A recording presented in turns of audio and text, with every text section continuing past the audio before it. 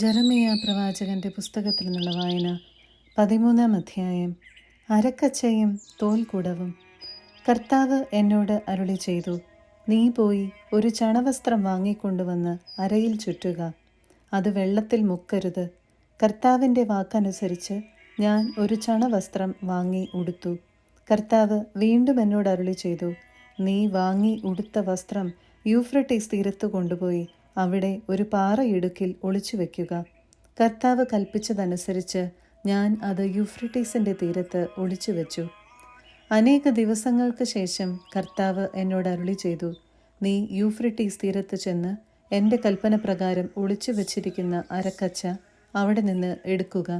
ഞാൻ അവിടെ ചെന്ന് അരക്കച്ച ഒളിച്ചു വച്ചിരുന്ന സ്ഥലം കുഴിച്ച് അത് പുറത്തെടുത്തു. ആ വസ്ത്രം ഒന്നിനും കൊള്ളാത്ത വിധം ജീർണിച്ചു പോയിരുന്നു. അപ്പോൾ എനിക്ക് കർത്താവിൻ്റെ അരുളപ്പാടുണ്ടായി. കർത്താവ് അരുളി ചെയ്യുന്നു, യൂദായുടെ അഹങ്കാരത്തെയും ജെറുസലേമിൻ്റെ ഔദ്ധത്യത്തെയും ഞാൻ ഇതേ വിധം നശിപ്പിക്കും. എൻ്റെ വാക്കു കേൾക്കാതെ തന്നിഷ്ടപ്രകാരം നടക്കുകയും അന്യദേവന്മാരുടെ പിറകെ പോയി അവരെ സേവിക്കുകയും ആരാധിക്കുകയും ചെയ്ത ഈ ദുഷ്ടജനത ഒന്നിനും കൊള്ളാത്ത ഈ അരക്കച്ച പോലെ ആയിത്തീരും. അരക്കച്ച അരയോട് ചേർന്നിരിക്കുന്നത് പോലെ ഇസ്രായേൽ ഭവനവും യൂദാ ഭവനവും എന്നോട് ചേർന്നിരിക്കണമെന്ന് ഞാൻ ആഗ്രഹിച്ചു. ഇത് അവരെൻ്റെ ജനവും കീർത്തിയും അഭിമാനവും മഹത്വവുമായി നിലകൊള്ളേണ്ടതിനായിരുന്നു. എന്നാൽ അവരത് കൂട്ടാക്കിയില്ല. കർത്താവ് അരുളി ചെയ്യുന്നു, നീ അവരോട് പറയണം, ഇസ്രായേലിൻ്റെ ദൈവമായ കർത്താവ് അരുളി ചെയ്യുന്നു, എല്ലാ ഭരണികളിലും വീഞ്ഞു നിറയ്ക്കും. അവർ നിന്നോട് ചോദിക്കും, എല്ലാ ഭരണികളിലും വീഞ്ഞു നിറയ്ക്കുമെന്ന് ഞങ്ങൾക്ക് നന്നായി അറിയാവുന്നതല്ലേ? അപ്പോൾ നീ അവരോട് പറയണം, കർത്താവ് അരുളി ചെയ്യുന്നു, ഈ ദേശവാസികളെ, ദാവീദിൻ്റെ സിംഹാസനത്തിലിരിക്കുന്ന രാജാക്കന്മാരെയും പുരോഹിതന്മാരെയും പ്രവാചകന്മാരെയും ജെറുസലേം നിവാസികളെയും ഞാൻ ലഹരി കൊണ്ട് നിറയ്ക്കും. എന്നിട്ട് ഞാൻ ഒരുവനെ എടുത്ത് മറ്റൊരുവൻ്റെ മേൽ അടിക്കും. പിതാക്കന്മാരെയും മക്കളെയും ഒന്നുപോലെ. ഞാൻ ആരോടും കരുണ കാണിക്കുകയില്ല, ഒരുവനെയും വെറുതെ വിടുകയില്ല. എല്ലാവരെയും നിർദ്ദയം നശിപ്പിക്കും. കർത്താവ് അരുളി ചെയ്യുന്നു. ജെറുസലേമിന് മുന്നറിയിപ്പ്. നിങ്ങൾ കാതോർത്തു കേൾക്കുവിൻ, അഹങ്കരിക്കരുത്. കർത്താവാണ് അരുളി ചെയ്തിരിക്കുന്നത്. കർത്താവ് അന്ധകാരം വരുത്തുന്നതിനു മുൻപ്, നിങ്ങളുടെ കാൽപാദങ്ങൾ ഇരുൾ നിറഞ്ഞ മലകളിൽ ഇടറുന്നതിനു മുൻപ് നിങ്ങളുടെ ദൈവമായ കർത്താവിന് മഹത്വം നൽകുവിൻ. അല്ലെങ്കിൽ നിങ്ങൾ വെളിച്ചം തേടുമ്പോൾ മരണത്തിൻ്റെ നിഴലും കൂരിരുട്ടുമായിരിക്കും ലഭിക്കുക. നിങ്ങൾ അനുസരിക്കുന്നില്ലെങ്കിൽ നിങ്ങളുടെ അഹങ്കാരത്തെ ചൊല്ലി രഹസ്യത്തിൽ എൻ്റെ ആത്മാവ് കരയും. കർത്താവിൻ്റെ അജഗണത്തെ അടിമത്തത്തിലേക്ക് കൊണ്ടുപോകയാൽ ഞാൻ ഉള്ളൊരുക്കി കരയും. കണ്ണീർ ധാരധാരയായി ഒഴുകും. രാജാവിനോടും രാജമാതാവിനോടും പറയുക, സിംഹാസനത്തിൽ നിന്ന് താഴെ ഇറങ്ങുക. നിങ്ങളുടെ മഹത്തായ കിരീടം നിങ്ങളുടെ ശിരസിൽ നിന്ന് താഴെ വീണിരിക്കുന്നു. നെഗബിലെ നഗരങ്ങൾ ഉപരോധിക്കപ്പെട്ടിരിക്കുന്നു. രക്ഷിക്കാൻ ആരുമില്ല. യൂദ നാടു കടത്തപ്പെടുന്നു. സകലരെയും അടിമകളായി കൊണ്ടുപോകുന്നു. നീ കണ്ണുകൾ ഉയർത്തി വടക്കു നിന്ന് വരുന്നവരെ കാണുക. നിന്നെ ഭരമേൽപ്പിച്ചിരുന്ന ആട്ടിൻപറ്റം, നിന്റെ മനോഹരമായ അജഗണം എവിടെ? സുഹൃത്തുക്കളെന്ന് കരുതിയിരുന്നവർ നിന്നെ തോൽപ്പിച്ച് നിന്റെ മേൽ ഭരണം നടത്തുമ്പോൾ നീ എന്തു പറയും? ഈറ്റുനോവെടുത്തവളെപ്പോലെ നീ വേദനയാൽ പുളയുകയില്ലേ? എനിക്ക് എന്തുകൊണ്ട് ഇങ്ങനെ വന്നു എന്ന് നീ ആത്മഗതം ചെയ്യുന്നുണ്ടാവാം. നിന്റെ തിന്മകളുടെ ആധിക്യ നിമിത്തമാണ് അവർ വസ്ത്രമൊരിഞ്ഞ് നിന്നെ ബലാത്കാരം ചെയ്തത്. എത്തിയോപ്യക്കാരന് തൻ്റെ തൊലിയോ പുള്ളിപ്പുലിക്ക് തൻ്റെ പുള്ളിയോ മാറ്റാനാകുമോ? എങ്കിൽ തിന്മ ചെയ്ത് ശീലിച്ച നിനക്ക് നന്മ ചെയ്യാനാകും. മരുഭൂമിയിൽ നിന്ന് വീശുന്ന കാറ്റിൽ പതിരെന്ന പോലെ നിങ്ങളെ ഞാൻ ചിതറിക്കും. നിനക്കായി ഞാൻ അളന്നു വെച്ചിരിക്കുന്ന ഓഹരി ഇതാണ്. എന്തെന്നാൽ നീ എന്നെ മറക്കുകയും നുണകളിൽ വിശ്വസിക്കുകയും ചെയ്തു. കർത്താവ് അരുളി ചെയ്യുന്നു, ഞാൻ തന്നെ നിന്റെ ഉടുതുണി ഉരിഞ്ഞു മാറ്റും. നിന്റെ നഗ്നത വെളിവാക്കപ്പെടും. നിന്റെ മ്ലേച്ഛതകളും വ്യഭിചാരങ്ങളും വിഷയാസക്തിയുടെ സീൽക്കാരവും കാമാന്ധമായ വേശ്യാവൃത്തികളും നാട്ടിൻ പുറത്തും മലകളിലും ഞാൻ കണ്ടു. ജെറുസലേമേ, നിനക്ക് ദുരിതം. എന്നാണ് നീ ശുദ്ധയാവുക? 14-ാം അധ്യായം. കൊടിയ വരൾച്ച. വരൾച്ചയെ സംബന്ധിച്ച് ജെറമിയായ്ക്ക് കർത്താവിൽ നിന്ന് ലഭിച്ച അരുളപ്പാട്. യൂദാ വിലപിക്കുന്നു. അവളുടെ നഗരങ്ങൾ ദുർബലമായിരിക്കുന്നു. അവളുടെ ജനം നിലത്തു വീണ് കരയുന്നു. ജെറുസലേമിൻ്റെ രോദനം ഉയരുന്നു. അവളുടെ പ്രഭുക്കന്മാർ വെള്ളത്തിന് സേവകരെ പറഞ്ഞുവിടുന്നു. അവർ കിണറ്റുകരയിലെത്തുന്നു. വെള്ളം കിട്ടാതെ ഒഴിഞ്ഞ പാത്രങ്ങളുമായി തിരിച്ചു പോകുന്നു. ലജ്ജയും വിസ്മയവും നിമിത്തം അവർ തങ്ങളുടെ തല മൂടുന്നു. നാട്ടിൽ മഴ പെയ്യാത്തതുകൊണ്ട് ഭൂമി വരണ്ടു. കൃഷിക്കാരാകുലരായി അവർ തല മൂടുന്നു. മാൻപേട പെറ്റ കുഞ്ഞിനെ പുല്ലില്ലാത്തതുകൊണ്ട് വയലിൽ ഉപേക്ഷിച്ചു പോകുന്നു. കാട്ടുകഴുതകൾ ശൂന്യമായ കുന്നുകളിൽ നിന്ന് വായുവിനായി കുറുനരിയെപ്പോലെ അണയ്ക്കുന്നു. തീറ്റയില്ലാത്തതുകൊണ്ട് അവയുടെ കാഴ്ച മങ്ങിയിരിക്കുന്നു. കർത്താവെ, ഞങ്ങളുടെ ദുഷ്കൃത്യങ്ങൾ ഞങ്ങൾക്കെതിരെ നിൽക്കുന്നു. എങ്കിലും അവിടുത്തെ നാമത്തെ പ്രതി അങ്ങ് പ്രവർത്തിക്കണമേ. ഞങ്ങളുടെ വീഴ്ചകൾ നിരവധിയാണ്. അങ്ങേക്കെതിരെ ഞങ്ങൾ പാപം ചെയ്തു. ഇസ്രായേലിൻ്റെ പ്രതീക്ഷയും ദുരിതത്തിൽ അവളുടെ രക്ഷകനുമായ അവിടുന്ന് എന്തുകൊണ്ടാണ് ദേശത്ത് ഒരു അപരിചിതനെ പോലെയും രാത്രിയിൽ സംഗീതമന്വേഷിക്കുന്ന വഴിയാത്രക്കാരനെ പോലെയും പെരുമാറുന്നത്? അങ്ങ് സംശയഗ്രസ്തനെ പോലെയും സഹായിക്കാൻ ശക്തിയില്ലാത്ത യോദ്ധാവിനെ പോലെയും ആയിരിക്കുന്നത് എന്തുകൊണ്ടാണ്? എന്നാലും കർത്താവെ, അങ്ങ് ഞങ്ങളുടെ മധ്യേയുണ്ട്. അങ്ങയുടെ നാമത്തിൽ ഞങ്ങൾ അറിയപ്പെടുന്നു. ഞങ്ങളെ വിട്ടുപോകരുതേ. ഈ ജനത്തെക്കുറിച്ച് കർത്താവ് അരുളി ചെയ്യുന്നു: അവർ ഇതുപോലെ അലയാനാണ് ഇഷ്ടപ്പെട്ടത്. കാലുകളെ അവർ നിയന്ത്രിച്ചില്ല. അതുകൊണ്ട് അവർ കർത്താവിന് സ്വീകാര്യരല്ല. ഇപ്പോൾ അവിടുന്ന് അവരുടെ തിന്മകൾ ഓർക്കുകയും പാപങ്ങളെ പ്രതി അവരെ ശിക്ഷിക്കുകയും ചെയ്യും. കർത്താവ് എന്നോട് അരുളി ചെയ്തു: ഈ ജനത്തിനു വേണ്ടി നീ പ്രാർത്ഥിക്കേണ്ട. അവർ ഉപവാസമനുഷ്ഠിച്ചാലും അവരുടെ കരച്ചിൽ ഞാൻ കേൾക്കുകയില്ല. അവരുടെ ദഹനബലിയും ധാന്യബലിയും സ്വീകരിക്കുകയില്ല. ഞാൻ അവരെ വാളാലും പട്ടിണിയാലും പകർച്ചവ്യാധികളാലും നശിപ്പിക്കും. അപ്പോൾ ഞാൻ പറഞ്ഞു: ദൈവമായ കർത്താവെ, നിങ്ങൾ വാൾ കാണേണ്ടി വരികയില്ല, നിങ്ങൾക്ക് പട്ടിണി ഉണ്ടാകുകയില്ല. ഞാൻ നിങ്ങൾക്ക് ഈ ദേശത്ത് സമാധാനം ഉറപ്പുവരുത്തും എന്നാണല്ലോ പ്രവാചകന്മാർ അവരോട് പറയുന്നത്. കർത്താവ് എന്നോട് അരുളി ചെയ്തു: പ്രവാചകന്മാർ എൻ്റെ നാമത്തിൽ വ്യാജ പ്രവചനം നടത്തുന്നു. അവരെ ഞാൻ അയക്കുകയോ ജനത്തോട് സംസാരിക്കാൻ അവരോട് കൽപ്പിക്കുകയോ ചെയ്തിട്ടില്ല. അവർ വ്യാജ ദർശനവും പൊള്ളയായ പ്രവചനങ്ങളും സ്വന്തം സ്വപ്നങ്ങളുമാണ് നിങ്ങൾക്ക് നൽകുന്നത്. അതുകൊണ്ട് എൻ്റെ നാമത്തിൽ പ്രവചിക്കുന്ന പ്രവാചകന്മാരെ പറ്റി കർത്താവായ ഞാൻ പറയുന്നു: അവരെ ഞാൻ അയച്ചതല്ല. എന്നിട്ടും അവർ ഈ ദേശത്ത് വാളും പട്ടിണിയും വരികയില്ല എന്ന് പ്രവചിക്കുന്നു. വാളും പട്ടിണിയും അവരെ നശിപ്പിക്കും. അവരുടെ പ്രവചനം കേട്ട ജനം പട്ടിണിക്കും വാളിനും ഇരയായി ജെറുസലേം തെരുവുകളിൽ വലിച്ചെറിയപ്പെടും. അവരെയോ അവരുടെ ഭാര്യമാരെയോ പുത്രന്മാരെയോ പുത്രിമാരെയോ സംസ്കരിക്കാൻ ആരും കാണുകയില്ല. അവരുടെ ദുഷ്കർമ്മങ്ങൾ അവരുടെ മേൽ തന്നെ ഞാൻ ചൊരിയും. നീ അവരോട് പറയണം: എൻ്റെ കണ്ണുകളിൽ നിന്ന് രാപ്പകൽ കണ്ണീരൊഴുകട്ടെ, കണ്ണീർ പ്രവാഹം നിലയ്ക്കാതിരിക്കട്ടെ. എന്തെന്നാൽ എൻ്റെ ജനത്തിന് മാരകമായി മുറിവേറ്റിരിക്കുന്നു. അവർ കഠിന മർദ്ദനത്തിനിരയായി നാട്ടിൻ പുറത്തു ചെന്നാൽ അവിടെ വാളാൽ വെട്ടി വീഴ്ത്തപ്പെട്ടവർ. നഗരത്തിൽ പ്രവേശിച്ചാൽ അവിടെ പട്ടിണി കൊണ്ട് രോഗം ബാധിച്ചവർ. പ്രവാചകനും പുരോഹിതനും നാടുനീളെ അലയുന്നു, ഒന്നും മനസ്സിലാകുന്നില്ല. അവിടുന്ന് യൂദായെ നിശ്ശേഷം പരിത്യജിച്ചുവോ? ഉള്ളുകൊണ്ട് സിയോനെ വെറുക്കുന്നുവോ? സുഖം പ്രാപിക്കാനാവാത്ത വിധം എന്തിനാണ് ഞങ്ങളെ അങ്ങ് പ്രഹരിച്ചത്? ഞങ്ങൾ സമാധാനം അന്വേഷിച്ചു, ഫലമുണ്ടായില്ല. രോഗശാന്തിക്ക് വേണ്ടി കാത്തിരുന്നു, എന്നാൽ പരിഭ്രാന്തി മാത്രം. കർത്താവെ, ഞങ്ങളുടെ ദുഷ്കൃത്യങ്ങളും ഞങ്ങളുടെ പിതാക്കന്മാരുടെ തെറ്റുകളും ഞങ്ങൾ ഏറ്റുപറയുന്നു. അങ്ങയ്ക്കെതിരെ ഞങ്ങൾ പാപം ചെയ്തു.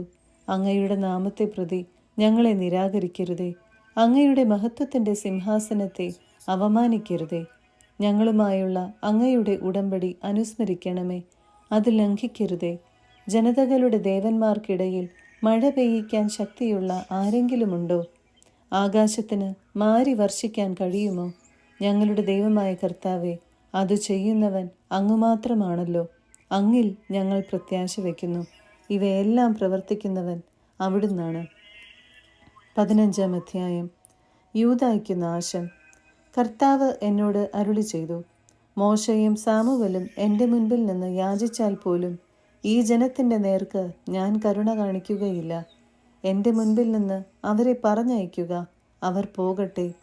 എങ്ങോട്ടാണ് പോവുക എന്ന് അവർ ചോദിച്ചാൽ നീ അവരോട് പറയണം, കർത്താവ് അരുളി ചെയ്യുന്നു, മഹാമാരിക്കുള്ളവർ മഹാമാരിയിലേക്ക്, വാളിനുള്ളവർ വാൾ തലയിലേക്ക്, പട്ടിണിക്കുള്ളവർ പട്ടിണിയിലേക്ക്, അടിമത്തത്തിനുള്ളവർ അടിമത്തത്തിലേക്ക്. കർത്താവ് അരുളി ചെയ്യുന്നു, 4 തരം വിനാശകരെ ഞാൻ അവരുടെ മേൽ അയക്കും. വധിക്കാൻ വാൾ, പിച്ചി ചീന്താൻ നായ്ക്കൾ, കടിച്ചു കീറാനും നശിപ്പിക്കാനും ആകാശപ്പറവകളും ഭൂമിയിലെ ഹിംസ്ര ജന്തുക്കളും. ഞാൻ അവരെ ഭൂമിയിലെ സകല രാജ്യങ്ങൾക്കും ബീഭത്സ വസ്തുവായി മാറ്റും. യൂദാ രാജാവായ ഹെസക്കിയായുടെ മകൻ മനാസെ ജെറുസലേമിൽ ചെയ്തു കൂട്ടിയ അകൃത്യങ്ങളുടെ ഫലമാണിത്. കർത്താവ് അരുളി ചെയ്യുന്നു, ജെറുസലേം, ആര് നിന്നോട് കരുണ കാണിക്കും? ആര് നിന്റെ മേൽ സഹതാപം പ്രകടിപ്പിക്കും? നിന്റെ ക്ഷേമം അന്വേഷിക്കാൻ ആര് നിൽക്കും? നീ എന്നെ ഉപേക്ഷിച്ചിരിക്കുന്നു, നീ എനിക്ക് പുറം തിരിഞ്ഞു. അതുകൊണ്ട് ഞാൻ നിനക്കെതിരെ കൈനീട്ടി നിന്നെ നശിപ്പിച്ചു. ദയ കാണിച്ചു ഞാൻ മടുത്തു. അവരുടെ നാട്ടിലെ പട്ടണങ്ങളിൽ വെച്ച് വീശുമുറം കൊണ്ട് ഞാൻ അവരെ പാറ്റി. ഉറ്റവരുടെ വേർപാടിലുള്ള വേദന അവരിൽ ഞാൻ ഉളവാക്കി. എൻ്റെ ജനത്തെ ഞാൻ നശിപ്പിച്ചു. എന്നിട്ടും അവർ തങ്ങളുടെ വഴികളിൽ നിന്ന് പിന്തിരിഞ്ഞില്ല. അവരുടെ വിധവകളുടെ സംഖ്യ കടൽ തീരത്തെ മണലിനേക്കാൾ ഞാൻ വർദ്ധിപ്പിച്ചു. യുവാക്കന്മാരുടെ മാതാക്കളുടെ മേൽ നട്ടുച്ചയ്ക്ക് ഞാൻ വിനാശകനെ അയച്ചു. കഠിനവേദനയും ഭീതിയും അവരുടെ മേൽ പെട്ടെന്ന് പതിക്കാൻ ഞാൻ ഇടയാക്കി. 7 മക്കളുടെ അമ്മയായവൾ ക്ഷീണിച്ചു തളർന്നു. അവൾ അന്ത്യശ്വാസം വലിച്ചു. പകൽ നേരത്ത് തന്നെ അവളുടെ സൂര്യൻ അസ്തമിച്ചു. ലജ്ജയും അവമാനവും മാത്രം അവൾക്ക് അവശേഷിച്ചു. ശേഷിച്ചിരിക്കുന്നവരെ ഞാൻ അവരുടെ ശത്രുക്കളുടെ മുൻപിൽ വെച്ച് വാളിനിരയാക്കും. കർത്താവ് അരുളി ചെയ്യുന്നു. എൻ്റെ അമ്മേ, എനിക്ക് ദുരിതം. നാട്ടിലെങ്ങും കലഹത്തിനും കലാപത്തിനും കാരണക്കാരനാകാൻ എന്നെ നീ പ്രസവിച്ചതെന്തിന്? ഞാൻ കടം കൊടുത്തില്ല, വാങ്ങിയിട്ടുമില്ല. എന്നിട്ടും എല്ലാവരും എന്നെ ശപിക്കുന്നു. കർത്താവെ, അവരുടെ നന്മയ്ക്ക് വേണ്ടി ഞാൻ അങ്ങയോട് പ്രാർത്ഥിക്കുകയോ പ്രയാസങ്ങളുടെയും ദുരിതങ്ങളുടെയും കാലത്ത് ഞാൻ എൻ്റെ ശത്രുക്കൾക്ക് വേണ്ടി യാചിക്കുകയോ ചെയ്തിട്ടില്ലെങ്കിൽ ഇപ്രകാരം സംഭവിച്ചു കൊള്ളട്ടെ. വടക്കു നിന്നുള്ള ഇരുമ്പോ പിത്തളയോ ആർക്കെങ്കിലും ഒടിക്കാനാവുമോ? നിന്റെ പാപങ്ങൾ മൂലം നിന്റെ സമ്പത്തും നിക്ഷേപങ്ങളും വില കൂടാതെ കവർച്ച വസ്തുക്കളെ പോലെ രാജ്യത്തുടനീളം ഞാൻ വിതരണം ചെയ്യും. നിങ്ങൾക്ക് അപരിചിതമായ ഒരു ദേശത്തേക്ക് ശത്രുക്കൾക്ക് അടിമകളായി നിങ്ങളെ ഞാൻ അയക്കും. എന്തെന്നാൽ നിങ്ങളെ ദഹിപ്പിക്കാൻ എൻ്റെ കോപാഗ്നി കത്തിപ്പടരുന്നു. കർത്താവെ, അങ്ങേക്കറിയാമല്ലോ. എന്നെ അനുസ്മരിക്കണമേ, എന്നെ സന്ദർശിക്കണമേ. എന്നെ പീഡിപ്പിക്കുന്നവരോട് എനിക്ക് വേണ്ടി പ്രതികാരം ചെയ്യണമേ. അങ്ങയുടെ ക്ഷമയാൽ ശത്രുക്കൾ എന്നെ നശിപ്പിക്കാൻ ഇടയാക്കരുതേ. ഞാൻ അവമാനിതനാകുന്നത് അങ്ങയ്ക്ക് വേണ്ടിയാണെന്ന് ഗ്രഹിക്കണമേ. അങ്ങയുടെ വചനങ്ങൾ കണ്ടെത്തിയപ്പോൾ ഞാൻ അവ ഭക്ഷിച്ചു. അവ എനിക്ക് ആനന്ദ അമൃതമായി, എൻ്റെ ഹൃദയത്തിന് സന്തോഷവും. എന്തെന്നാൽ സൈന്യങ്ങളുടെ ദൈവമായ കർത്താവെ, ഞാൻ അങ്ങയുടെ നാമമാണല്ലോ വഹിക്കുന്നത്. ഉല്ലാസ ജീവിതം നയിക്കുന്നവരോട് ഞാൻ സഹവസിക്കുകയോ അവരോടൊത്ത് സന്തോഷിക്കുകയോ ചെയ്തില്ല. അങ്ങയുടെ കരം എൻ്റെ മേലുണ്ടായിരുന്നതുകൊണ്ട് ഞാൻ ഏകാഗിയായി കഴിഞ്ഞു. അമർഷം കൊണ്ട് അങ്ങ് എന്നെ നിറച്ചിരുന്നു. എന്താണ് എൻ്റെ വേദന മാറാത്തത്?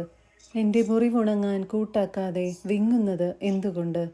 ഇടയ്ക്കിടെ വെള്ളം വറ്റിപ്പോകുന്ന അരുവിയെപ്പോലെ അവിടുന്ന് എന്നെ വഞ്ചിക്കുമോ? കർത്താവ് അരുളി ചെയ്യുന്നു. നീ തിരിച്ചു വന്നാൽ എൻ്റെ സന്നിധിയിൽ നിന്നെ പുനഃസ്ഥാപിക്കാം. വിലകെട്ടവ പറയാതെ സദ്വചനങ്ങൾ മാത്രം സംസാരിച്ചാൽ നീ എൻ്റെ നാവു പോലെയാകും. അവർ നിന്റെ അടുക്കലേക്ക് വരും, നീ അവരുടെ അടുക്കലേക്ക് മടങ്ങിപ്പോകുകയില്ല. ഈ ജനത്തിനു മുൻപിൽ ഒരു പിത്തള കോട്ടയായി നിന്നെ ഞാൻ ഉയർത്തും. അവർ നിന്നോട് യുദ്ധം ചെയ്യും, അവർ വിജയിക്കുകയില്ല. എന്തെന്നാൽ നിന്നെ രക്ഷിക്കാനും മോചിപ്പിക്കാനുമായി ഞാൻ നിന്നോടുകൂടെയുണ്ട്. കർത്താവ് അരുളി ചെയ്യുന്നു. ദുഷ്ടൻ്റെ കയ്യിൽ നിന്ന് നിന്നെ ഞാൻ വിടുവിക്കും, അക്രമികളുടെ പിടിയിൽ നിന്ന് നിന്നെ ഞാൻ വീണ്ടെടുക്കും. 16-ാം അധ്യായം. ജെറമിയ ഏകാഗി. കർത്താവ് എന്നോട് അരുളി ചെയ്തു, ഈ സ്ഥലത്ത് വെച്ച് നീ വിവാഹം കഴിക്കുകയോ നിനക്ക് മക്കളുണ്ടാവുകയോ അരുത്. ഈ സ്ഥലത്ത് വെച്ച് ജനിക്കുന്ന പുത്രിപുത്രന്മാരെ പറ്റിയും അവരുടെ മാതാപിതാക്കളെ പറ്റിയും കർത്താവ് അരുളി ചെയ്യുന്നു. മാരക രോഗത്താൽ അവർ മരിക്കും. അവരെ ഓർത്ത് ദുഃഖിക്കാനോ അവരെ സംസ്കരിക്കാനോ ആരുമുണ്ടായിരിക്കുകയില്ല. നിലത്തു വിതറിയ വളമെന്ന പോലെ അവർ കിടക്കും. അവർ വാളിനും പട്ടിണിക്കും ഇരയാകും. അവരുടെ മൃതദേഹങ്ങൾ ആകാശത്തിലെ പക്ഷികളും ഭൂമിയിലെ മൃഗങ്ങളും ഭക്ഷിക്കും. കർത്താവ് അരുളി ചെയ്യുന്നു, നീ വിലാപഗൃഹത്തിൽ പോവുകയോ വിലപിക്കുകയോ അവരോട് സഹതപിക്കുകയോ ചെയ്യരുത്. എന്തെന്നാൽ എൻ്റെ സമാധാനം ഈ ജനത്തിൽ നിന്ന് ഞാൻ പിൻവലിച്ചിരിക്കുന്നു. എൻ്റെ സ്നേഹവും കരുണയും അവർക്കുണ്ടായിരിക്കുകയില്ല. വലിയവരും ചെറിയവരും ഒന്നുപോലെ ഈ ദേശത്ത് മരിച്ചു വീഴും. ആരും അവരെ സംസ്കരിക്കുകയില്ല. അവരെക്കുറിച്ച് ആരും വിലപിക്കുകയില്ല. ആരും തന്നെ മുറിവേൽപ്പിച്ചും തലമുണ്ടനം ചെയ്തും ദുഃഖമാചരിക്കുകയില്ല. മരിച്ചവരെക്കുറിച്ച് വിലപിക്കുന്നവന് ആശ്വാസമേകാൻ ആരും അപ്പം മുറിച്ചു കൊടുക്കുകയില്ല. മാതാവിൻ്റെയോ പിതാവിൻ്റെയോ വേർപാടിൽ ദുഃഖിക്കുന്നവന് ആരും ആശ്വാസത്തിൻ്റെ പാനപാത്രം നൽകുകയുമില്ല. വിരുന്ന് നടക്കുന്ന വീടുകളിൽ പോവുകയോ അവരോട് ചേർന്ന് തിന്നുകയോ കുടിക്കുകയോ അരുത്. എന്തെന്നാൽ ഇസ്രായേലിൻ്റെ ദൈവമായ സൈന്യങ്ങളുടെ കർത്താവ് അരുളി ചെയ്യുന്നു, നിങ്ങളുടെ ജീവിതകാലത്ത് നിങ്ങളുടെ കൺമുൻപിൽ വെച്ച് തന്നെ ഈ ദേശത്ത് നിന്ന് ഉല്ലാസത്തിൻ്റെയും ആഹ്ലാദത്തിൻ്റെയും ആരവവും മണവാളൻ്റെയും മണവാട്ടിയുടെയും സ്വരവും ഞാൻ ഇല്ലാതാക്കും. ജനത്തോട് നീ ഇത് പറയുമ്പോൾ അവർ ചോദിക്കും, എന്തിനാണ് കർത്താവ് ഞങ്ങൾക്കെതിരായി ഇത്ര വലിയ ദുരിതങ്ങൾ പ്രഖ്യാപിച്ചിരിക്കുന്നത്? എന്താണ് ഞങ്ങൾ ചെയ്ത തെറ്റ്? ഞങ്ങളുടെ ദൈവമായ കർത്താവിനെതിരായി എന്തു പാപമാണ് ഞങ്ങൾ ചെയ്തത്? അപ്പോൾ നീ അവരോട് പറയണം, കർത്താവ് അരുളി ചെയ്യുന്നു, നിങ്ങളുടെ പിതാക്കന്മാർ എന്നെ ഉപേക്ഷിച്ചു. അവർ അന്യദേവന്മാരെ സ്വീകരിക്കുകയും സേവിക്കുകയും ആരാധിക്കുകയും ചെയ്തു. അവരെന്നെ പരിത്യജിച്ചു, എൻ്റെ നിയമം പാലിച്ചില്ല. നിങ്ങളുടെ പ്രവൃത്തികൾ നിങ്ങളുടെ പിതാക്കന്മാരുടേതിനേക്കാൾ ചീത്തയാണ്. നിങ്ങൾ താന്താങ്ങളുടെ കഠിന ഹൃദയത്തിൻ്റെ ദുഷ്ടമായ ഇംഗിതങ്ങളെ പിൻചൊല്ലുന്നു. എന്നെ അനുസരിക്കാൻ നിങ്ങൾക്ക് മനസ്സില്ല. അതുകൊണ്ട് ഞാൻ നിങ്ങളെ ഈ ദേശത്ത് നിന്ന് നിങ്ങളോ നിങ്ങളുടെ പിതാക്കന്മാരോ കേട്ടിട്ടില്ലാത്ത ഒരു ദേശത്തേക്ക് വലിച്ചെറിയും. അവിടെ നിങ്ങൾ അന്യദേവന്മാരെ രാവും പകലും സേവിക്കും. ഞാൻ നിങ്ങളോട് കൃപ കാണിക്കുകയില്ല. ഈജിപ്തിൽ നിന്ന് ഇസ്രായേൽ ജനതയെ കൂട്ടിക്കൊണ്ടുവന്ന കർത്താവാണേ എന്ന് പറഞ്ഞ് ആരും ശപഥം ചെയ്യാത്ത ദിനങ്ങൾ ഇതാ വരുന്നു. കർത്താവ് അരുളി ചെയ്യുന്നു, തങ്ങളെ തുരത്തിയോടിച്ച ഉത്തരദേശത്തു നിന്നും ഇതര രാജ്യങ്ങളിൽ നിന്നും ഇസ്രായേൽ ജനത്തെ തിരിച്ചു കൊണ്ടുവന്ന കർത്താവാണേ എന്ന് പറഞ്ഞായിരിക്കും അവർ സത്യം ചെയ്യുക. എന്തെന്നാൽ അവരുടെ പിതാക്കന്മാർക്ക് ഞാൻ കൊടുത്ത അവരുടെ സ്വന്തം നാട്ടിലേക്ക് ഞാൻ അവരെ തിരിച്ചു കൊണ്ടുവരും. ഞാൻ അനേകം മീൻപിടുത്തക്കാരെ വരുത്തും. അവർ അവരെ പിടികൂടും. കർത്താവ് അരുളി ചെയ്യുന്നു, പിന്നീട് ഞാൻ അനേകം നായാട്ടുകാരെ വരുത്തും. അവർ പർവ്വതങ്ങളിൽ നിന്നും മലകളിൽ നിന്നും പാറയിടുക്കുകളിൽ നിന്നും അവരെ വേട്ടയാടി പിടിക്കും. അവരുടെ പ്രവൃത്തികൾ ഞാൻ കാണുന്നുണ്ട്. അവ എനിക്ക് അജ്ഞാതമല്ല. അവരുടെ അകൃത്യങ്ങൾ എൻ്റെ കണ്ണുകൾക്ക് ഗോപ്യവുമല്ല. അവർ നിർജീവ വിഗ്രഹങ്ങൾ കൊണ്ട് എൻ്റെ ദേശം ദുഷിപ്പിച്ചു. തങ്ങളുടെ മ്ലേച്ഛ വസ്തുക്കൾ കൊണ്ട് എൻ്റെ അവകാശ ഭൂമി നിറച്ചു. അതിനാൽ അവരുടെ അകൃത്യത്തിനും പാപത്തിനും ഞാൻ ഇരട്ടി പ്രതികാരം ചെയ്യും. എൻ്റെ ബലവും കോട്ടയുമായ കർത്താവേ, കഷ്ടദിനത്തിൽ എൻ്റെ സങ്കേതമേ, ഭൂമിയുടെ അതിർത്തികളിൽ നിന്ന് ജനതകൾ അവിടുത്തെ അടുക്കൽ വന്നു പറയും, ഞങ്ങളുടെ പിതാക്കന്മാർ വ്യാജമല്ലാതെ മറ്റൊന്നും അവകാശപ്പെടുത്തിയിട്ടില്ല. ഉപയോഗശൂന്യമായ വിലകെട്ട വസ്തുക്കൾ മാത്രം. തനിക്ക് വേണ്ടി ദേവന്മാരെ ഉണ്ടാക്കാൻ മനുഷ്യന് സാധിക്കുമോ? അവ ദേവന്മാരല്ല. അതുകൊണ്ട് ഞാൻ അവരെ പഠിപ്പിക്കും. എൻ്റെ ശക്തിയും ബലവും അവരെ ഞാൻ ബോധ്യപ്പെടുത്തും. അപ്പോൾ കർത്താവെന്നാണ് എൻ്റെ നാമമെന്ന് അവർ അറിയും.